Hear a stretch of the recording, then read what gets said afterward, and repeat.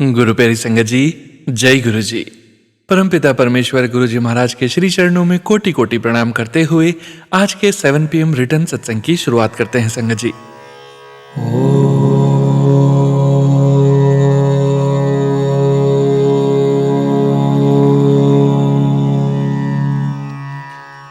नमः शिवाय।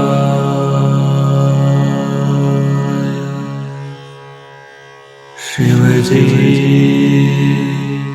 सदा सहाय।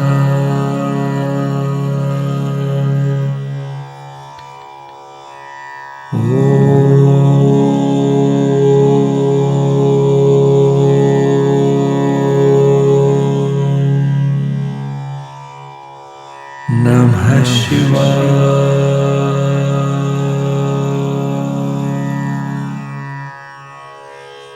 गुरु जी सदा सहाय। जय गुरु जी महाराज। अनंतम अनंतम शुक्राना गुरु जी महाराज। गुरु प्यारी संगत जी, सत्संग की शुरुआत में सुनते हैं गुरु जी महाराज के पावन ग्रंथ दिव्य आभा से दिव्य सत्संग। नवंबर 1984 में गुरु जी के संपर्क में आने के पश्चात मैं अपने आप को अति सौभाग्यशाली मानता हूँ। इस अंतराल में अब तक अनेक बार मुझे और मेरे मित्रों व परिचितों को गुरु जी का आशीष मिला है। मैं उनमें से कुछ संस्मरणों का विवरण यहाँ पर कर पा रहा हूँ।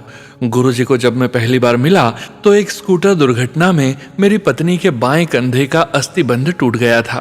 पता लगा कि चंडीगढ़ में एक महापुरुष रह रहे हैं जिनके पास PGI जैसे विख्यात संस्थान के चिकित्सक अपने असाध्य रोगियों को भेजते रहे हैं। हम उनके पास पहुंचे।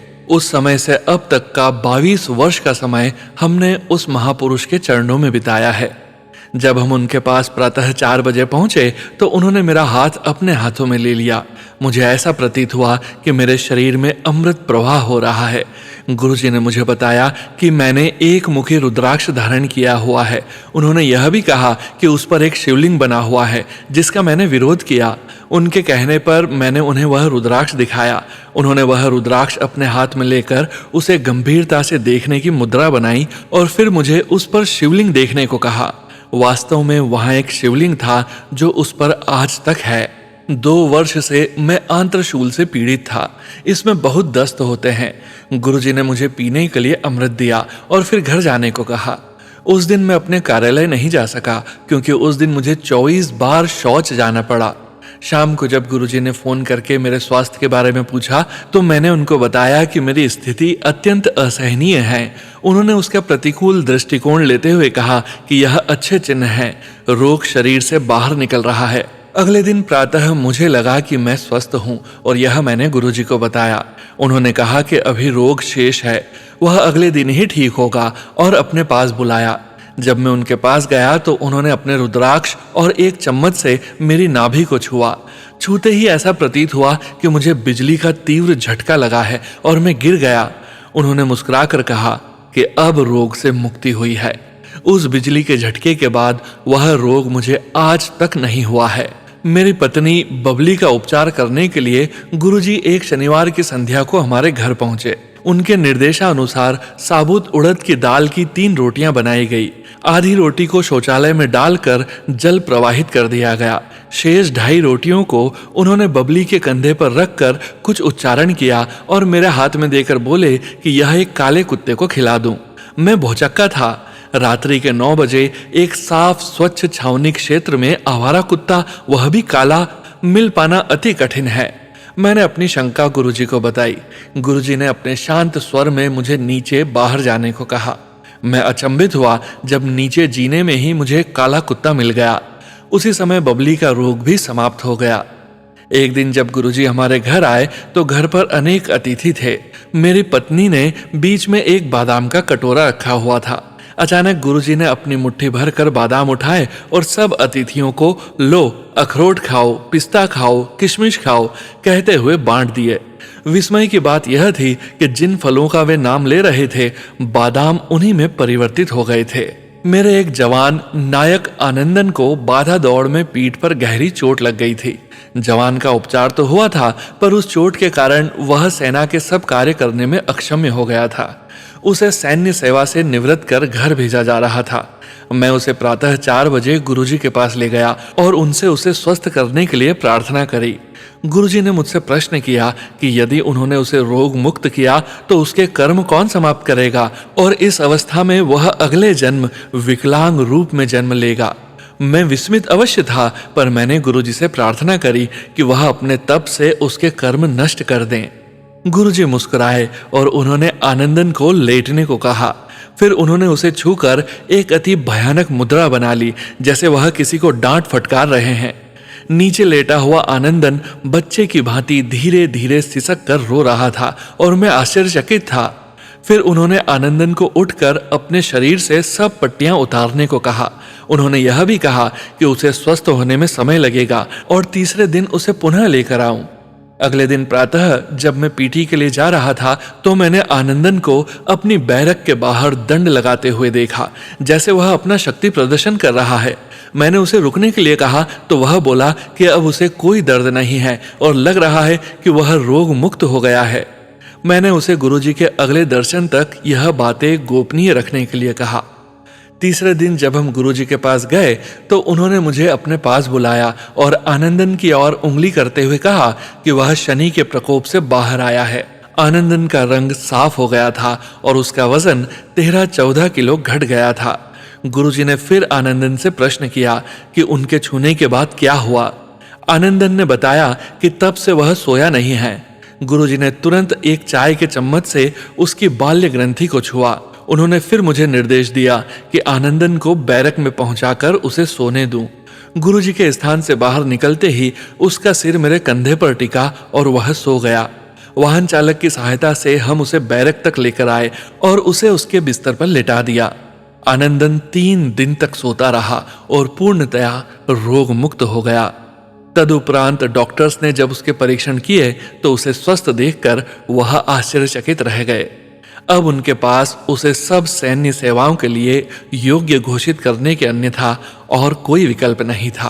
कर्नल DRP चौधरी विदुर थे और चंडी मंदिर में हमारे घर के सामने रहते थे। एक दिन गुरुजी उनके घर आए और एक चित्र को देखकर उसके बारे में पूछा।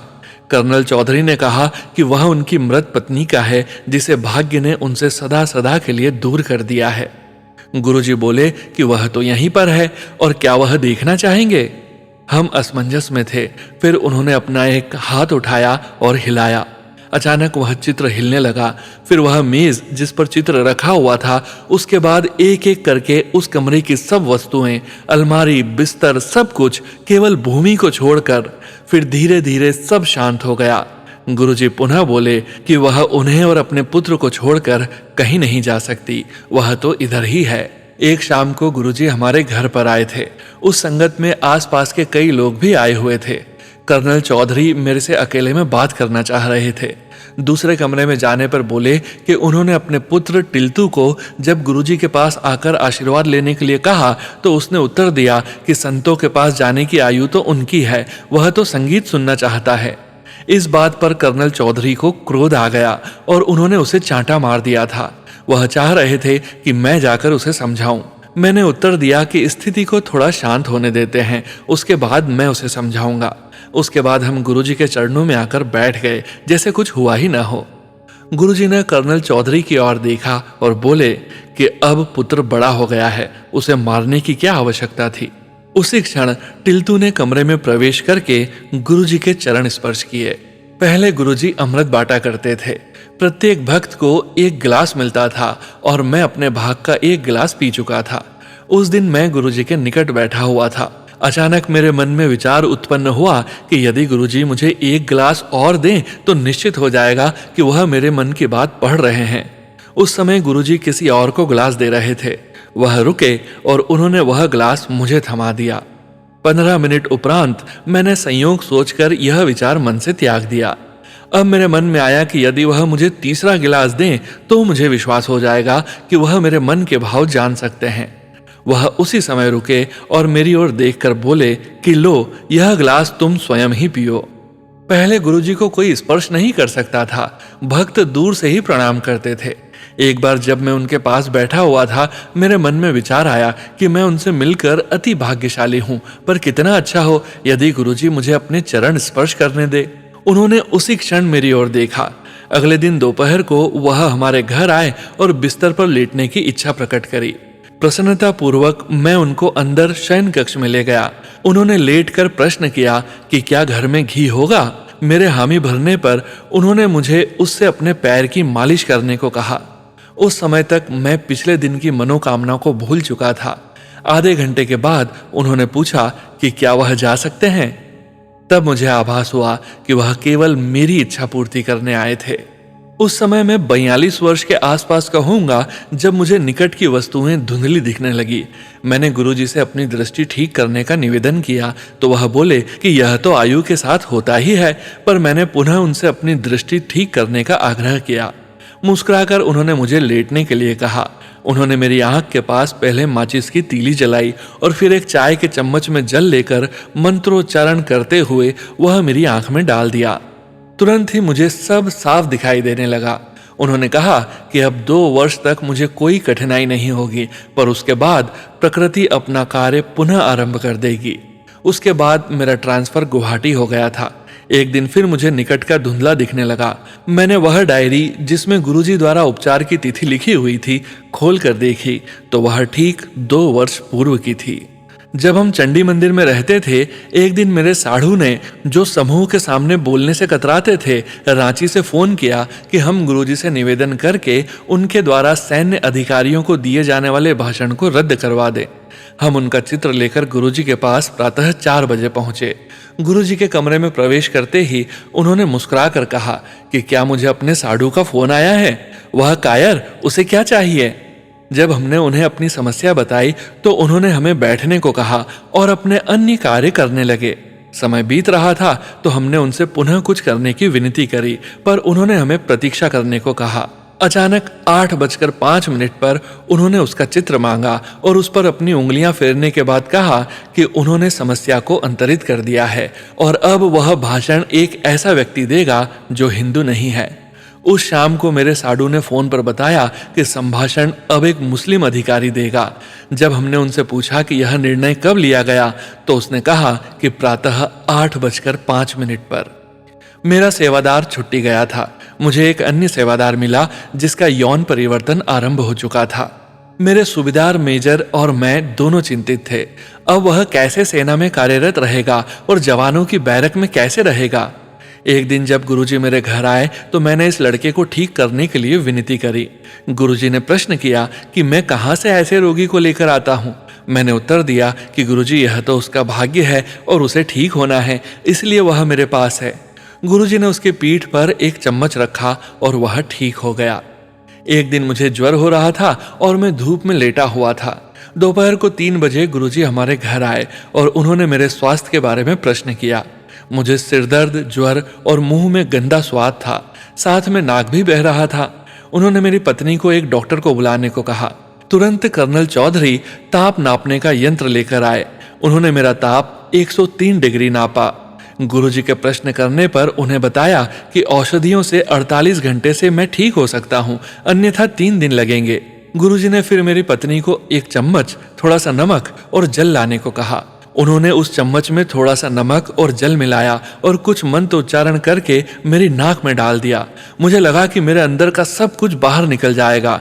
मैं बाथरूम भागा और मेरी नाक से बहुत सा तरल निकला। मैं अपना मुंह धोकर आधा मिनट के बाद बाहर आया। गुरुजी ने डॉक्टर को पुनः मेरा ताप नापने को कहा। वह 97.5 डिग्री था। गुरुजी ने पूछा कि अब मुझे कोई बहती नाक, सिरदर्द या मुंह में गंदा स्वाद है। अब तो मेरा उपचार हो गया था, अतः मैंने नकारात्मक उत्तर दिया। जनवरी 1985 के मध्य में गुरुजी ने कहा कि वह मेरी पत्नी बबली के जन्म दिवस 25 जनवरी की शाम को हमारे घर आएंगे। उस दिन हमारे घर पर अनेक अतिथि आए। कुछ महिलाएं अपने शॉल गुरुजी को सुगंधित करने के लिए दे रही थी। गुरुजी उसको एक बार पहनकर कह रहे थे कि यह 1 सप्ताह तक सुगंधित रहेगा, यह 15 दिन, यह 1 मास आदि आदि। मैंने उनको एक फौजी कंबल देकर पूछा कि वह कितने दिन सुगंधित रहेगा। गुरुजी ने मुस्कुराकर उत्तर दिया, 1 वर्ष, और वैसा ही हुआ। मैं देहरादून में था और पिछले 3 वर्ष से गुरुजी से कोई संपर्क नहीं था। अचानक एक रात को मेरे कान में अत्यधिक दर्द हुआ और मेरे कान के पर्दे फट गए। अगले दिन प्रातः जब मैं कर्ण, नासिका और कंठ विशेषज्ञ के पास गया तो परीक्षण करके उन्होंने कहा कि मेरे दोनों कान क्षतिग्रस्त हो चुके हैं क्योंकि मैं सुन नहीं सकता था। उन्होंने मुझे यह लिख कर बताया। उन्होंने कहा कि सेना के चिकित्सक कान के नए पर्दे लगाने के लिए ऑपरेशन कर सकते हैं, पर इनकी सफलता केवल 5% ही होती है। अतः मुझे मानसिक रूप से सेना से निवृत्त होकर घर जाने के लिए तत्पर रहना चाहिए। उसी शाम एक सिख सज्जन हमारे घर आए और उन्होंने कहा कि गुरुजी ने जालंधर से मेरे लिए अमृत भेजा है। उन्होंने यह भी बताया कि उनको पता है कि मुझे अब सुनाई नहीं देता है। 3-4 दिन अमृत पीने के बाद मेरे कान के पर्दे पुनः ठीक हो गए और मेरी श्रवण शक्ति लौट आई। डॉक्टर अचंभे में थे कि यह कैसे संभव हुआ। मैं देहरादून में ही था जब मुझे 1988 में सरकार से कार ऋण प्राप्त हुआ। मैं असमंजस में था कि कार कहां से लूं, देहरादून, दिल्ली या कलकत्ता। एक दिन मुझे दिल्ली से कर्नल, अब ब्रिगेडियर चौधरी का फोन आया कि गुरुजी तूफान की भांति उनके कार्यालय में आए थे और उन्होंने कहा कि चटर्जी देहरादून में है और कार लेने के बारे में चिंतित है। उसको बोलो कि कार उसके लिए चंडीगढ़ में प्रतीक्षा कर रही है। इतना कहकर वह बाहर निकल गए। ब्रिगेडियर चौधरी उनके पीछे भागे, पर बाहर लंबे बरामदे में गुरुजी कहीं नहीं थे। यह सोचकर कि गुरुजी संभवतः दिल्ली आए होंगे और वह उनके दर्शन कर सके, उन्होंने जालंधर में गुरुजी के निवास पर फोन किया। उत्तर देने वाले सज्जन ने कहा कि गुरुजी कहीं नहीं गए और वह उनके सामने बैठकर मुस्कुरा रहे हैं। मैंने चंडीगढ़ से ही कार ली और 2006 में बिकने तक बहुत अच्छी तरह चली। सेना से सेवानिवृत्त होकर 1998 में मैं अहमदाबाद गया था। पिछले 13 वर्षों से गुरुजी के साथ कोई संपर्क नहीं रहा था। जून 1998 में मुझे अनिद्रा रोग ने घेर लिया। मेरी पत्नी ने परामर्श दिया कि गुरुजी को ढूंढकर मैं उनकी शरण में जाऊं। काफी पूछताछ के बाद पता चला कि गुरुजी चंडीगढ़ से जालंधर, जालंधर से पंचकुला और वहां से दिल्ली चले गए थे। मुझे उनका दिल्ली का पता भी मिल गया। हमारे पड़ोसी श्री कृत भाई भी गुरुजी से मिलने के लिए उत्सुक थे। अतः हम दोनों ने 10 जुलाई की राजधानी एक्सप्रेस में 2 बर्थ आरक्षित करा ली।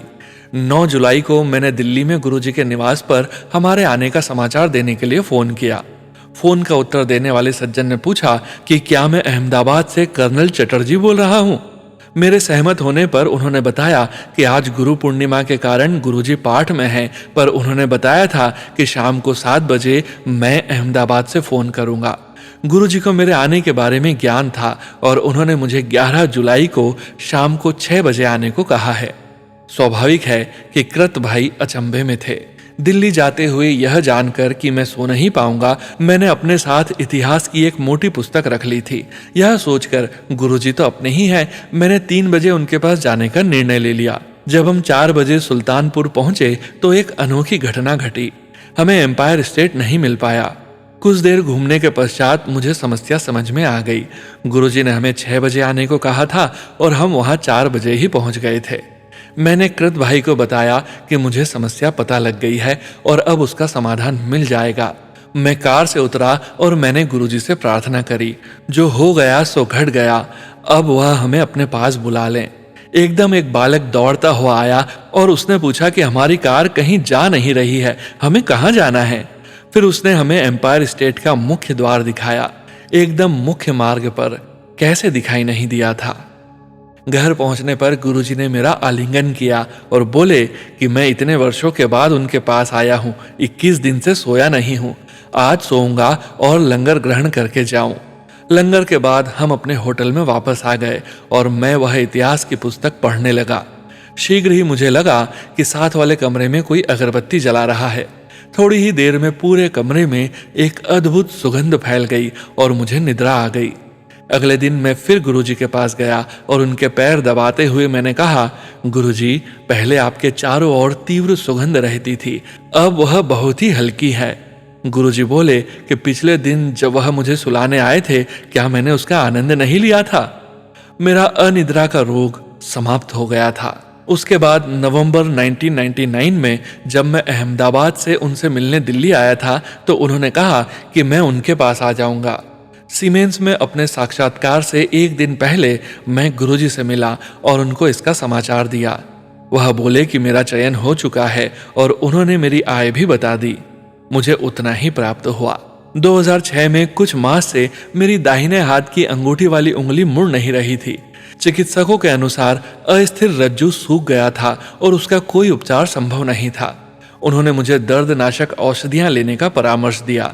जब मैंने इस बारे में गुरुजी को बताया तो उन्होंने मुझे अपनी सब अंगूठियां उतारने को कहा। अगले दिन से उसमें वेदना समाप्त हो गई, पर बाएं हाथ की वही उंगली दर्द करने लगी। कुछ दिनों के पश्चात जब मैंने गुरुजी को बताया तो उन्होंने मुझे गर्म जल में उंगली डालने को कहा। यह सोचकर कि इससे उपचार नहीं हो पाएगा, मैंने उनसे पुनः निवेदन किया। उन्होंने मुझे लंगर खाने को कहा। 3 दिन लंगर के बाद उस उंगली में कोई कष्ट नहीं बचा। 2000 में एक दिन प्रातः उठने पर मुझे आभास हुआ कि मेरे बाएं हाथ में कोई अनुभूति नहीं है और मैं उसे हिला नहीं सकता। मुझे पक्षाघात हो गया था।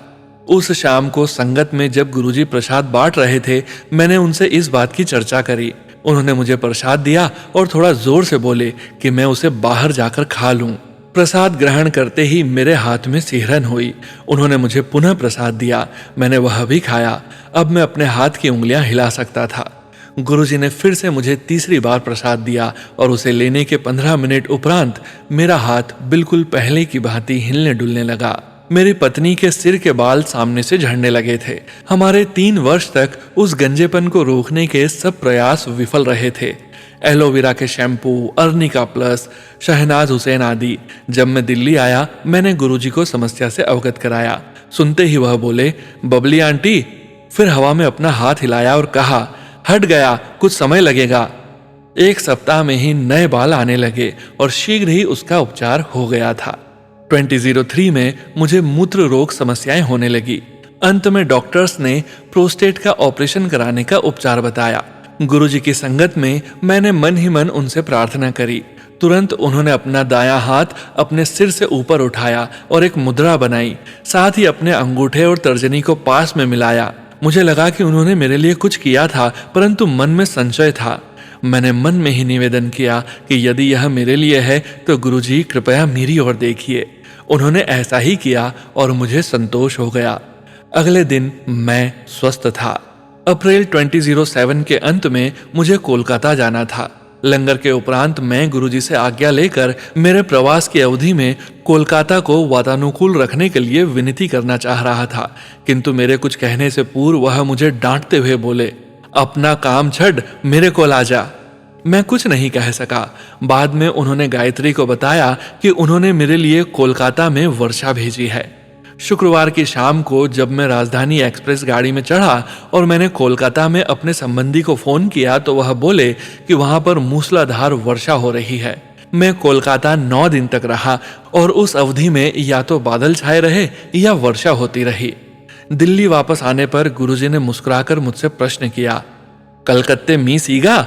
मैंने उत्तर दिया, आपने मेरे को इतनी जोर से डांट दिया कि मैं आपको बोल नहीं पाया था, लेकिन आपने दया करके मेरे मन की बात सुन ली। वह बोले, जा ऐश कर। एक बार चंडीगढ़ में एक महिला को, जो मुख्यमंत्री की घनिष्ठ संबंधी थी, गुरुजी ने अपना हाथ उठाकर एक कर्णफूल प्रकट करके दिया। उस महिला ने कहा कि वह एक बाली का क्या करेगी। गुरुजी ने अपना हाथ पुनः उठाकर एक और प्रकट करके दे दिया। वह महिला फिर भी असंतुष्ट रही और बोली, दोनों की बनावट में अंतर है। गुरुजी ने उत्तर दिया कि शिवजी ने जो देना था दे दिया, वह और कुछ नहीं कर सकते हैं। एक बार लंगर के उपरांत जब एम्पायर स्टेट में संगत में बहुत कम भक्त बचे थे, हम सब गुरुजी के आसपास बैठ गए। उन्होंने हरमिंदर सिंह सीमेंस के निर्देशक से पूछा कि क्या उन्होंने मेरे संस्मरण सुने हैं। उनके नकारात्मक उत्तर पर मुझे अपने संस्मरण सुनाने को कहा गया। अचानक ही थोड़ी देर में गुरुजी की मुद्रा स्थिर होकर अति कठोर हो गई और मुख लाल हो गया। फिर एकदम उन्होंने अपना एक हाथ उठाया और उसमें एक डमरू जैसी चीज प्रकट हुई। उन्होंने वह मेनका गांधी के हाथ में दिया और स्वयं मूर्ति के जैसे अचल होकर नमस्कार मुद्रा बना ली। कुछ समय पश्चात वह बोले, देखें शिवजी ने क्या दिया है। उस डमरू को तोड़ने पर उसमें से खोए का प्रसाद निकला। सबको बांटने के बाद भी कुछ बच गया। वह उन्होंने मेनका को दे दिया और बोले कि उसे फ्रिज में नहीं रखना है, वह कभी खराब नहीं होगा। Retired colonel Dipendu Shekhar Chatterjee, Gurugram. जय गुरुजी महाराज। अनंतम अनंतम शुक्राना गुरुजी महाराज। जय गुरुजी संगत जी। गुरु प्यारी संगत जी, अब आप सुनने जा रहे हैं व्हाट्सएप मैसेज के रूप में प्राप्त सत्संग। संगत जी के मोबाइल के लास्ट 4 डिजिट्स हैं 6697। जय गुरुजी महाराज। अनंतम अनंतम शुक्राना गुरुजी महाराज। मैं सिंगल मदर हूँ। मेरी एक बेटी है जिसकी शादी हुए अभी 3 साल हुए हैं। मेरी बेटी को प्रॉब्लम थी। मुझे लगता था शायद मैं नाती की शक्ल नहीं देख पाऊंगी। मैं सोचती थी बेटी का IVF करना पड़ेगा, उसमें पता नहीं कितना पैसा लग जाएगा। बेटी प्राइवेट जॉब में है। मेरी एक फ्रेंड है गिन्नी, जो गुरुजी को बहुत मानती है। उसने 1-2 बार गुरुजी का मैसेज शेयर किया। उसके बाद तो टेलीपैथी से मेरे पास मैसेज आने लगे, तेरे पास खुशियां आने वाली है, जो तूने सोचा भी नहीं था वो काम हो जाएगा, तेरे घर बेटा आने वाला है। बेटे के लिए मैं भी चाहत रखती थी, क्योंकि मेरे पास भी बेटा नहीं है और मेरी बेटी के पास भी नहीं है। कुछ दिनों बाद मेरी बेटी ने टेस्ट किया तो बहुत हल्की लाइन आ रही थी। उसने गुस्से में बाथरूम में टेस्ट करना छोड़ दिया। उसके बाद एक आंटी आई और उन्होंने बोला, ये जो हल्की सी लाइन आ रही है डॉक्टर को दिखाओ। बेटी डॉक्टर के पास गई, डॉक्टर को दिखाया तो डॉक्टर ने बताया, आप प्रेग्नेंट हो। हमारी खुशी का कोई ठिकाना नहीं था। मैंने गुरुजी का बहुत धन्यवाद किया। बार बार गुरुजी के मैसेज आ रहे थे शुक्राना शेयर कर, पर मेरे मन में एक बात थी। मैसेज में आया था बेटा होगा, तो मेरे दिल में ये आया कि होने के बाद शुक्राना शेयर करूंगी। गुरुजी ने मुझे 7 नंबर की ब्लेसिंग्स दी और 7 अक्टूबर 7 तारीख को बेटा हुआ। जो काम नहीं हो सकता था वो हुआ। प्लीज इस शुक्राना को जरूर शेयर करना, ये मेरा पहला शुक्राना है। गुरुजी, जैसे आपने मेरी बेटी की झोली भरी है, सबकी झोली भरना। अगर कुछ लिखने में गलती हो गई हो तो सोनू अंकल मुझे माफ कर देना। ओम नमः शिवाय। शिवजी सदा सहाय। ओम नमः शिवाय। गुरुजी सदा सहाय। जय गुरुजी संगत जी। गुरु प्यारी संगत जी, अब आप सुनने जा रहे हैं व्हाट्सएप मैसेज के रूप में प्राप्त सत्संग। संगत जी के मोबाइल के लास्ट 4 डिजिट्स हैं 1485। जय गुरुजी महाराज। अनंतम अनंतम शुक्राना गुरुजी महाराज। प्यारी संगत जी, जय गुरुजी, शुक्राना गुरुजी, अनंतम अनंतम शुक्राना मेरे गुरुपा। मैं अपना सत्संग गुरुजी के पावन मंत्र जाप से शुरू करना चाहती हूँ। ओम नमः शिवाय। शिवजी सदा सहाय। ओम नमः शिवाय। गुरुजी सदा सहाय। सोनू अंकल जी, अगर गुरुजी की आज्ञा हो तो मेरा ये सत्संग जरूर शेयर कर देना। जय गुरुजी। संगत जी, मैं गुरुजी की बेटी लंदन से अपना शुक्राना सत्संग लिख रही हूँ। गुरुजी के बार बार मैसेज आते थे कि मुझे अपना शुक्राना सत्संग लिखना है। मुझे गुरुजी का उस परम पिता परमात्मा का शुक्राना करना है जो मुझे हर दिन एक नई उम्मीद देते हैं। मुझे एंग्जाइटी रहती है और ये तब शुरू हुई थी जब मुझे कैंसर डायग्नोज हुआ था। संगत जी, गुरुजी की कृपा से अब मैं कैंसर फ्री हूँ, लेकिन मुझे एंग्जाइटी अभी भी होती है और मैं पूरी कोशिश करती हूँ कि मैं अपनी घबराहट पे फोकस न करूँ। संगत जी, गुरुजी मुझे हर दिन किसी न किसी तरीके से ये याद दिलाते हैं कि मैं ठीक हूँ और मुझे घबराने की कोई ज़रूरत नहीं है। जो साइंस मुझे मिलते हैं उन्हें मैं बयां भी नहीं कर सकती, लेकिन मुझे पूरा विश्वास है कि वो साइंस मुझे मेरे गुरु पापा ही दे रहे हैं। गुरुजी, आपके पावन वचनों से मैं अब शाम को जोत करने के बाद 1-2 चैप्टर्स शिव महापुराण पढ़ती हूँ, जो कि मुझे बहुत ही सुकून, श्रद्धा और सब्र से भर देता है। शुक्राना गुरुपा। अनंतम अनंतम शुक्राना। अब मैं अपने सत्संग को यहीं विराम देती हूँ। संगत जी, मुझसे लिखने में अगर कोई भी गलती हो गई हो तो गुरुजी, सोनू अंकल जी और प्यारी संगत जी माफ करना। ओम नमः शिवाय। शिवजी सदा सहाय। ओम नमः शिवाय। गुरुजी सदा सहाय। नानक नाम चढ़दी कला, तेरे पाणी सर्वदा भला। जय गुरुजी। जय गुरुजी संगत जी। गुरु प्यारी संगत जी, अब आप सुनने जा रहे हैं व्हाट्सएप मैसेज के रूप में प्राप्त सत्संग। संगत जी के मोबाइल के लास्ट 4 डिजिट्स हैं 4340। जय गुरुजी महाराज। अनंतम अनंतम शुक्राना गुरुजी महाराज। जय गुरुजी, शुक्राना गुरुजी। जय गुरुजी संगत जी। जय गुरुजी सोनू अंकल। सबसे पहले मैं मंत्र जाप करके अपना सत्संग शेयर करना चाहूंगी। ओम नमः शिवाय। शिवजी सदा सहाय। ओम नमः शिवाय। गुरुजी सदा सहाय। जय गुरुजी, शुक्राना गुरुजी। मैं वाराणसी से बात कर रही हूँ। सोनू अंकल जी, मैं अपना शुक्राना सत्संग पहली बार शेयर करने जा रही हूँ। अगर मुझसे कोई गलती हो जाए तो मैं माफ़ी चाहती हूँ।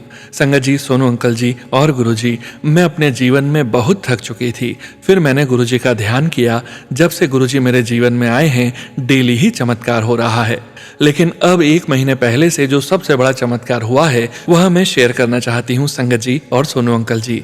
6 साल पहले मेरे हस्बैंड अंकल इस दुनिया में नहीं रहे। मेरे ससुराल और मेरे मायके वाले दोनों ने मेरा साथ और मेरे बच्चों का साथ छोड़ दिया।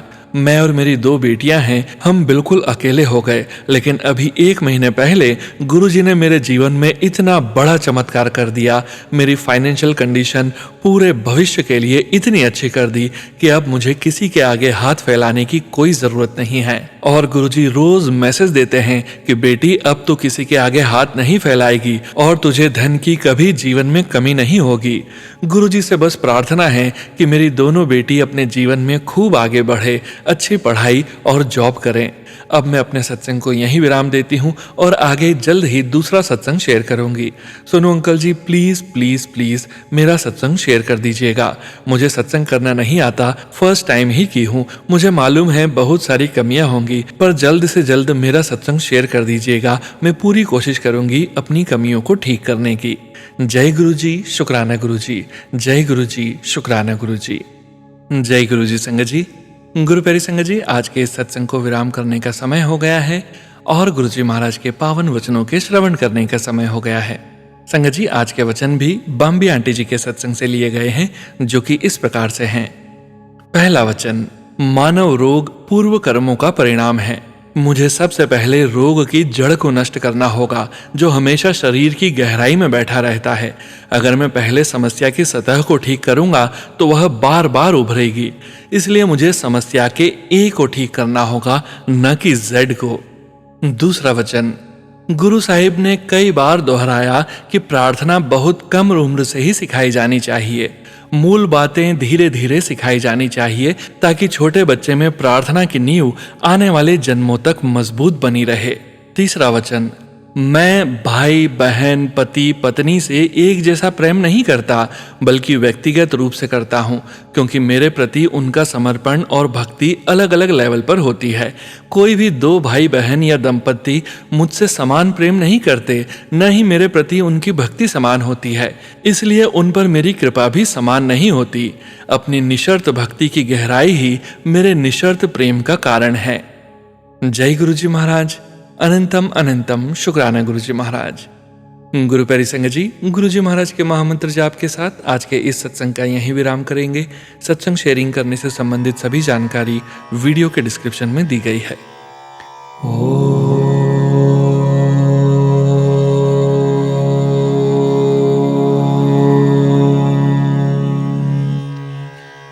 नमः शिवाय।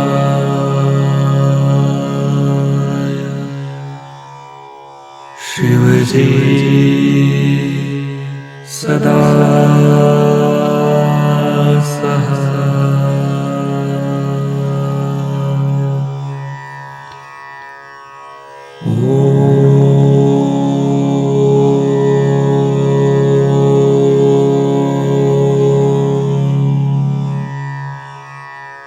नमः शिवाय।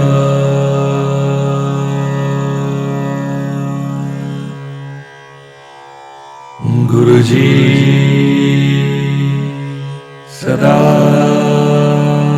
सहाय।